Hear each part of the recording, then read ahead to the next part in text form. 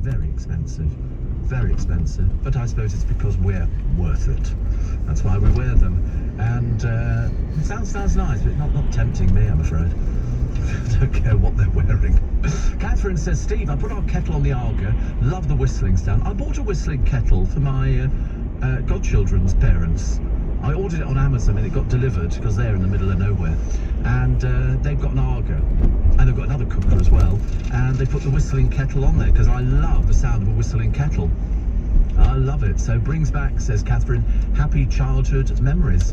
And Barry says, I'm sat in my bamboo pants, driving my van to Bristol. Do you get the feeling we've started a trend? Clive Jones also wears bamboo. Yeah, but he's probably wearing proper bamboo. In a quarter of a mile, turn right onto Bath Road, A4. I think we've taken this conversation in a completely different direction to the one I thought we were going to go at the end of the programme. Imagine, the last thing we remembered Steve Allen saying was, who's got bamboo pants? You know, I mean, it's not the kind of thing you hear all the time, is it really? I hope not, anyway. A popular Russian TV game show host has slammed the war in Ukraine. This is Alexander Gurovich, who posted a comment. Turn right onto Bath Road, A4. Stop. For me, it's impossible. Oh, God, probably the last we'll ever hear of him. You don't do things like that. And you know... Continue on Bath Road for 3/4 of a mile. 40 hits sung by groups. He mourns because he said how today's one-man bands killed the rock group. They don't have rock groups in the charts anymore. Just 2 of the top 40 hits are sung by groups. The rest are single people. That's obviously the way forward. Perhaps groups don't sort of get around too much. I forgot to mention birthdays. One is Lewis Smith, and the other is Carol Drinkwater, the actress. So happy birthday to them. Don't forget my free Little Bit Extra podcast. There's a new episode to download every single day, exclusively on our Global Player app. And if you missed any of this morning's programme, there'll be a podcast of the whole show available very shortly. You just go to lbc.co.uk, download the Global Player app, then you can download and you can go back about, it's between 5 and 6 years of all the different podcasts from all the different programmes. It's a veritable cornucopia. I'll be back with you on Monday morning at 4 a.m. Have a fantastic weekend. Coming up at 10 this morning, it's James O'Brien. But right now, with a very busy Friday breakfast, it's Nick Ferrari. Thanks, Steve. At 7 o'clock on Friday, April the 22nd, the Prime Minister humiliatingly bows to a new party inquiry. Here he is speaking in India. I don't want this thing endlessly to go on, but if, you know, I have absolutely nothing, frankly, to hide. We'll wait and see. Meanwhile, the 5-year-old boy who was on the at-risk list murdered by his mother and her partner. This call by Mum. Please help me, please. Where up? My son was not here. My poor Corinne's not here. Help Take me, a breath. please. Take a breath. I can't understand what you're crying.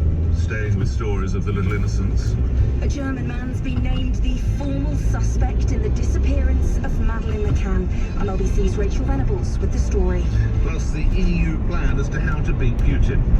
People should work from home. Yes, you did hear that correctly. Those stories and more followed the 7 o'clock news.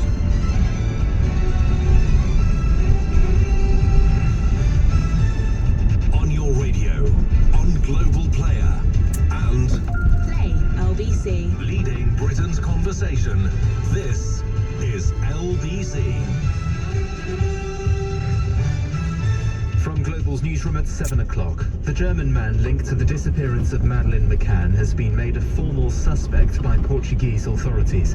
Christian Bruckner, who's in prison in Germany... In 300 yards, at Huntercombe roundabout, take the first exit onto Huntercombe Spur heading to M4, London. 15 years since Madeleine went missing, a horrendous date for her family, but also an important one for the Portuguese authorities, because under Portuguese law, charges for the most serious crimes generally can't be brought after 15 years.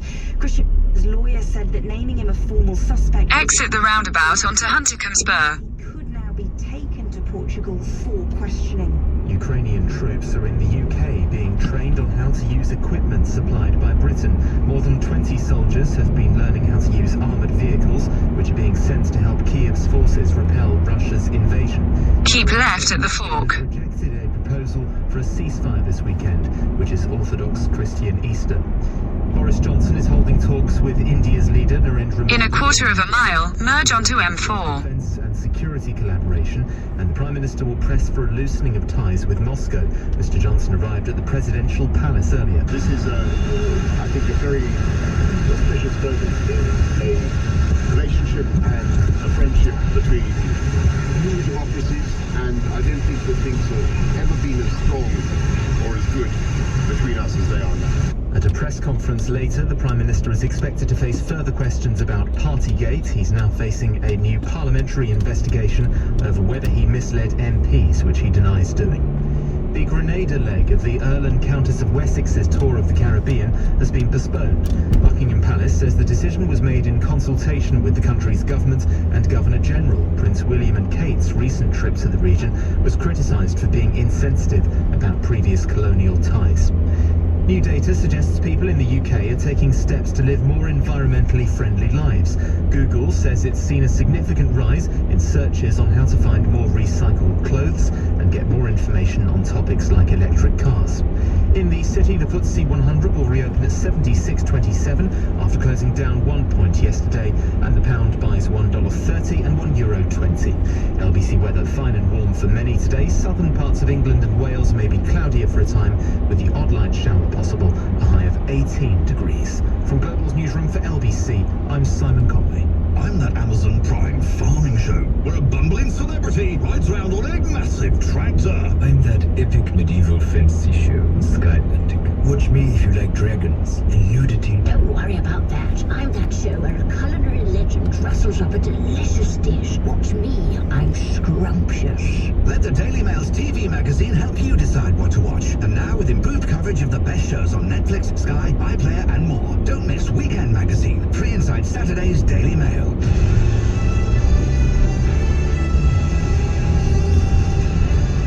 This is LBC from Global, leading Britain's conversation with Nick Ferrari at breakfast. 3 minutes after 7 on Friday, the 22nd of April. Yesterday, a day I imagine the Prime Minister was grateful for being in India, as it was not all the rage to be back here in the UK. He suffered humiliating blows to his authority, MPs backing a formal inquiry into whether he lied to Parliament. Even senior Conservative figures now calling for him to resign. Full coverage on that story. The other big story of the week, of course, has been the will he, won't he? No, not the Prime Minister. I speak of Prince Harry or the Duke of Sussex. Will he be attending his grandmother's Platinum Jubilee celebrations with, of course, his wife, Meghan Markle? Later in the hour, we'll be joined by Samantha Markle, the sister. A lot of muckety-muck went around about my being jealous and bitter, and I was just being very honest and saying, look, you know, I love her, she's my sister, but humanitarians and diplomats don't behave like this. Another name to add to the list of names such as Victoria Colombier, Daniel Pelka, Peter Donnelly, this time Logan Mwangi, killed by his mother, her partner, and a teenage boy, with the most bizarre full story where the body had actually been dumped in a nearby river. Here's police body cam footage of what should have been the lad's caring mum. If he's unconscious, he needs me. He needs warm clothes. He needs mum. He needs his love. I feel so useless. This is all my fault. You are one of the most vile liars I have ever come across in more than 40 years of this career. I do hope Senderson deflects that. In other news, to the EU, they've got a wizard idea to beat Putin. It includes working from home. And talking about wizard ideas, this bank. People have always called us bankers anyway, haven't they? They've been shouting at us. Fine girls. See what's possible at Santander. Well, I'll tell you what's not possible, to go there after 3 o'clock in the afternoon as they decide, for better customer service, they're going to close virtually all their branches earlier. That's later in the hour. Nick Ferrari at breakfast. Call 0345 6060 973. Text 84850. Nick Ferrari at breakfast on LBC. Start with political matters. Boris Johnson forced to submit to a third investigation over lockdown passes after facing a revolt by ministers who threatened to resign rather than back him. One newspaper reports, it's the Times, at least 6 members of the government informing whips they could not support a Downing Street plan that sought to put off the decision on holding the inquiry, possibly until the end of the Met investigation, and of course this now infamous and much awaited Sue Gray report. Details OBC's political editor Theo Ashford. Theo. On Wednesday evening, Boris Johnson felt confident enough in his position to step back from Westminster and head to India. His hope was Tory MPs and members of his cabinet would see Labour's plan to force an inquiry into whether he broke the ministerial code as an attempt to score political points. Unfortunately, many of them simply don't see it like that, and so as he landed in India, the Prime Minister offered a concession. There could be an inquiry, just not yet. Let me just say, I'm very keen for every possible form of scrutiny, and if the House of Commons can do, I think, whatever it wants to do. But all I would say is I don't think that that should happen until the investigation is completed, and that's my only point. I've said this time and time again. Let's let the investigators do their stuff, and then knock this thing on the head. Not committed. Knock this on the head, but within 2 hours, even that wasn't enough. Facing a backbench mutiny, the government caved completely and dropped their amendment for the delay. And so as Keir Starmer stood up to speak in the Commons, he knew his plan to force an inquiry would secure MPs' approval. This is about honesty, integrity and telling the truth in this place. Those principles that we don't mislead the House, and in return we don't call each other liars in this House, they ensure that we make good decisions and avoid bad ones. It's what makes our democracy grow in ways that reflect the hopes and tackle the fears of those that we represent. But yesterday was really about the cold wrath of Tory backbenchers, furious that they were forced to defend the indefensible whilst the PM was on a jolly, and William Ragg was not going to hold back. What is said here matters. It should be a place venerated by those of us given the singular honour of being sent here. Now, of course, it can be a pantomime, a farce, turgidly boring, obscure, but it should always be reasonably honest. And it is for that, I hope not naive principle, that I cannot support the amendment, and I will vote for the main motion. But Steve Baker's speech was the key one. This is a man who has a habit of getting rid of PMs, having played a large part in ousting Theresa May, and as he told MPs, it was now time for this Prime Minister to go. Well, I have to say now, the possibility of that really, for me, has gone. I have to say, I'm sorry, that for not obeying the letter and the spirit, and I think we have heard that the Prime Minister did know what the letter was.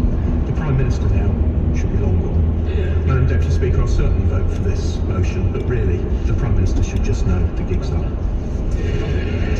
The gig is up, says Steve Baker, and concluding Theo Usher's report to Gavin, now Lord Barwell, who's obviously a Conservative peer, served as Chief of Staff to Prime Minister Theresa May and has a book out, Chief of Staff, Notes from Downing Street, and he joins me now. Lord Barwell, let's note Mr Barker's intervention or speech there. How significant is that in your book? Good morning.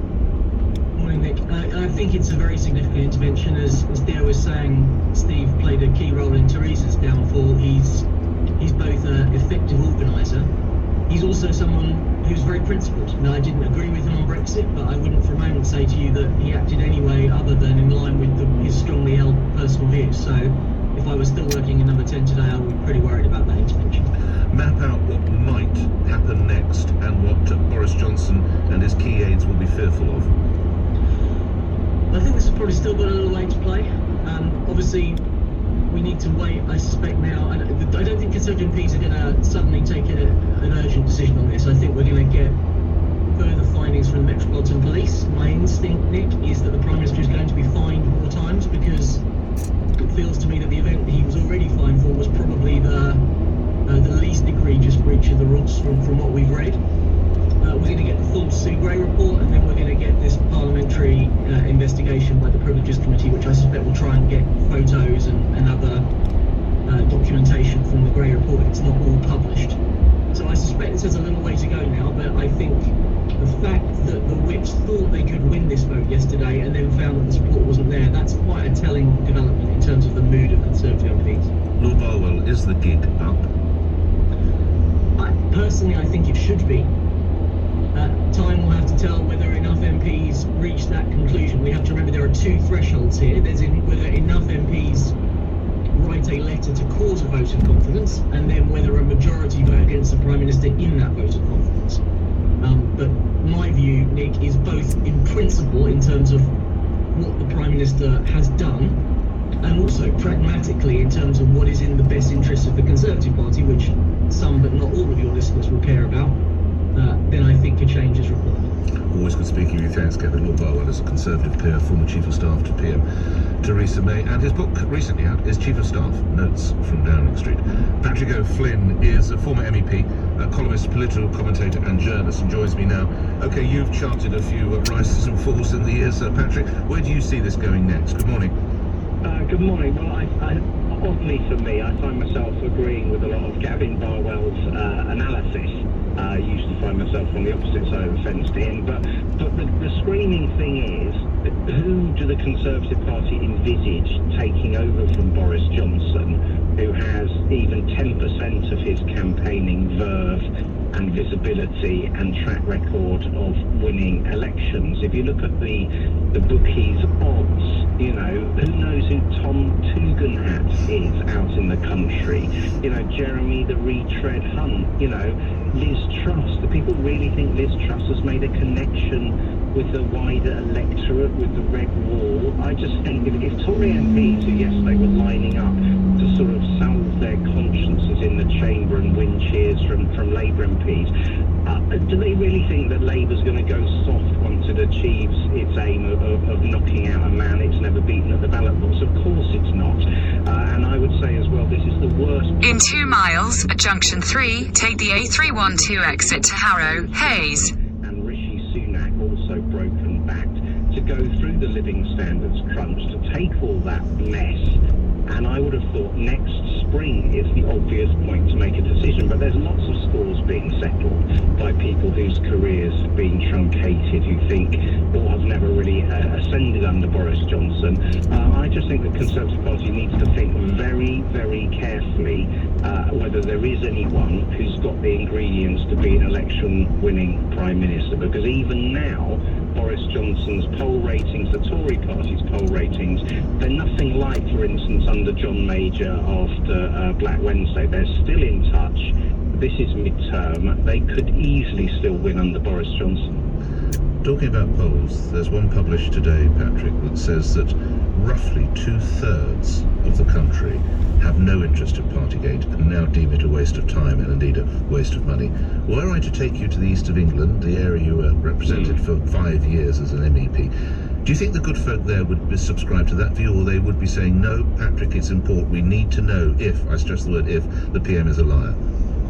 Well, I think if you took me to central Cambridge or central Norwich, you would find people clustered in vegetarian cafes obsessing about this, absolutely. So it depends where you would take me. If you took me to the sort of outer Fenland, I think... Great Yarmouth. Let's go to Great Yarmouth. Yeah, let's go to Great Yarmouth. I think people are very cross about those in power not obeying the same rules. Right. But I do think that... that they can see there are more vital issues around. I think everyone knew, or nearly everyone knew, what you get with Boris Johnson, you know, and one thing you get is a lack of self-discipline, unfortunately, but there are also many plus points you get with him. I think, again, the Tory party should just be careful if they think Tom Tugendhat or Tobias Ellwood are going to hold Great Yarmouth. I think they have, as they say, another think coming. Patrick O'Flynn, political commentator, former political editor, columnist, thank you. And of course... In 1/4 mile, at junction 3, take the A312 exit to Harrow, Hayes. 2/3 of people believe Partygate is a waste of time and money now, because so much time and money has been spent on it. Are you among that number? Also coming up after the news, Samantha Markle, of course, sister to Meghan Markle. We all felt, as the world knows by now, very ghosted. So it was my contention, and I had said, albeit diplomatically, if she'll do this to our family, she'll do this to yours. Where is she on the will they, won't they attend, of course, the Queen's Platinum Jubilee? 7:15, LBC News headlines, Simon Conway. Almost 15 years on from the disappearance of Madeleine McCann. Exit at junction 3. Named as a formal suspect by Portuguese authorities. Ukraine says Russia has rejected a proposal for a ceasefire this weekend. In 1/4 mile, at Cranford Parkway interchange, take the 4th exit onto the Parkway, A312. Security collaboration. LBC weather, fine and warm for many, a high of 18 degrees. LBC Travel, I'm Joanne Webb. On the trains, London Overground services aren't running between Willesden Junction and Shepherd's Bush. It's all down to a track problem. And then also on London Overground, there are severe delays between Surrey Quays and Clapham Junction after a signal failure. On the Underground, there is still a reduced service on the Metropolitan line, and on the roads in Penge, the Croydon Road is closed eastbound between Elmer's End Road and Oak Grove Road, and that's following a gas leak. Already it's very busy northbound to the Blackwall Tunnel. There's a queue from the Woolwich Road flyover. The North Circular Road's very slow this morning, northbound from the Barking flyover to the Ilford flyover, and also the problems that do continue on the M11 southbound delays to the North Circ. This is LBC. At Lidl, we're always little on price. And with Pick of the Week, we cut our prices even lower. With 6 great deals on fresh fruits and vegetables and a pick of meat and fish. And they're different every Thursday, so you can mix it up in the kitchen while saving on the shop. Save up to 30% on award-winning produce with Pick of the Week. Now that's big on quality and always little on price. Subject to availability, selected stores exclude deny. Call Nick Ferrari now. Exit the roundabout onto the Parkway. 973. This is LBC. A word to all drivers. With Free Now, the mobility super app, you can expect a lot more of this. Continue on the Parkway for 1 mile. On the plus side, when you join the Free Now driver community, you'll have access to our ever-growing passenger base. Sign up today and get 0% commission in your first 30 days. You'll also get a £200 bonus after completing 50 trips in 14 days of onboarding. We hope this makes up for more of the same old questions. Busy night? Search Free Now drivers in your app store today to start driving. Subject to availability, T's and C's apply. This is what Monday feels like when you find a great new job at read.co.uk. Fluffy, adorable, majestic. So cute you just want to give a little scratch under the chinny chin chin. Oh, I never knew Monday could be so sweet. Love Mondays again. Find a job that'll get you purring at read.co.uk. Hi, Nick Knowles here. These days we're all concerned with the rising price of energy and how to be more sustainable. But the team at Euronics have got some great solutions. Like, did you know you can save up to 38% more energy using eco programs on your washing machine? With brands like Beko, Blomberg and Hotpoint. And with over 600 Euronics stores nationwide, you can just pop in or give them a call. For great local service, just ask. Selling your car. In a quarter of a mile, at Wagoners Roundabout, take the second exit and stay on the Parkway, A312. Motorway Way is the new sell your car from home way. All while car dealers compete to give you the best price way. It's the you could get up to £1,000 more way. This is the new way to sell your car. This is the Motorway. Sell your car at motorway.co.uk. For pricing claim verification, visit motorway.co.uk. Nick Ferrari at breakfast on LBC. Call 0345 6060 973. 19 minutes after 7, your reactions coming in. Are you one of the 66% of people who were polled who say enough now with Partygate? Front pages of the newspapers, well, certainly the editors wouldn't be among them. Johnson buckles over party inquiry. It's the front page of the Daily Telegraph. The gig is up, Boris, taking that line directly from Steve Baker, the former Brexit minister there. That's the front page of the Metro. Tory rebels... Exit the roundabout onto the Parkway. Johnson. Continue on A312 for 1.5 miles. In the Mirror, obviously in celebratory mood because it's a Labour supporting newspaper and they have been battling away on this one. At last, Tories turn on PM. The Daily Mail more quizzical in a sense. How long can the Partygate farce, as they call it, go on? The Times has the story. PM bows to new party's inquiry after Tory revolt, as does the Guardian. So it's almost a clean sweep, actually, isn't it? MP's back lies inquiry on day of humiliation for PM. Quickly through the remaining stories.